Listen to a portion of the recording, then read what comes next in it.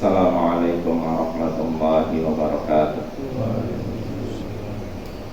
Alhamdulillahirabbil alamin, wassalatu wassalamu ala asyrofil anbiya'i wal mursalin, sayyidina wa maulana Muhammadin wa ala alihi wa sahbihi ajma'in. Amma ba'd. Ayyuhal ikhwah, a'azzani wa a'azzakumullah. Kita lanjutkan pembacaan kitab Al-Adabul Mufrad karya Imam Al-Bukhari. Berkata Imam Al-Bukhari rahimahullahu ta'ala, babun la yashba'u duna jari. Bab tidak kenyang tanpa tetangganya. Bab tidak kenyang tanpa tetangganya. Maksudnya jangan sampai seseorang kenyang tapi tetangganya lapar. Berkata Imam Al-Bukhari rahimahullahu ta'ala, haddatsana Muhammad bin Katsir qala akhbarana Sufyan an Abdul Malik ibni Abi Bashir an Abdillah ibn al-Musawir qala sami'tu bin Abbas yukhbiru bin Abi Zubair yaqul sami'tu an-nabiyya sallallahu alaihi wasallam yaqul laisal mu'minul ladzi yashba'u wa jaruhu ja'i'.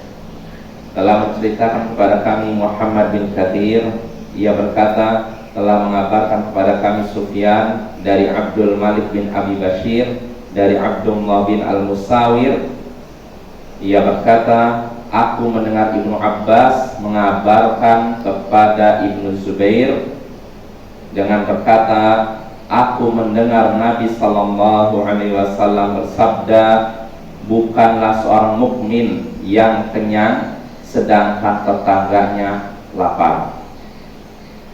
Seorang mukmin bukanlah orang yang kenyang sedangkan tetangganya lapar.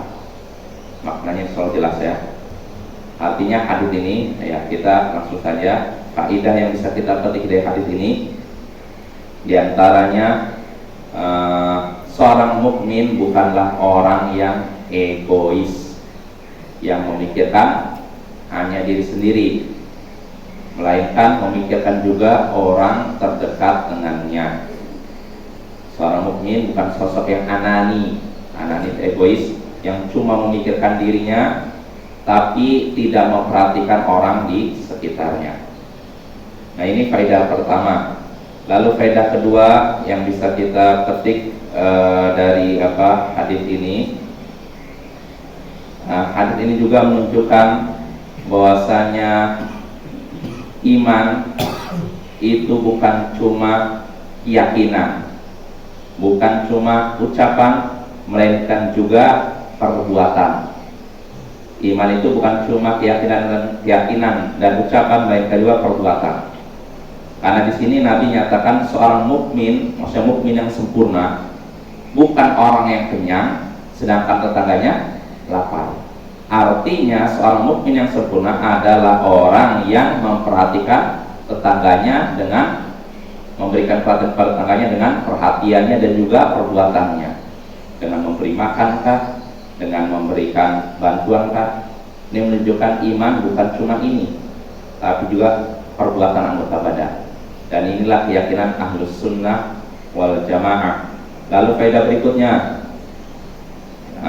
yang bisa kita petik dari hadis ini juga, seorang mukmin tidak bisa menjadi sosok yang beriman dengan sempurna sampai dia memperhatikan keadaan tetangganya dan tidak lalai darinya dan memberikan bantuan semampunya.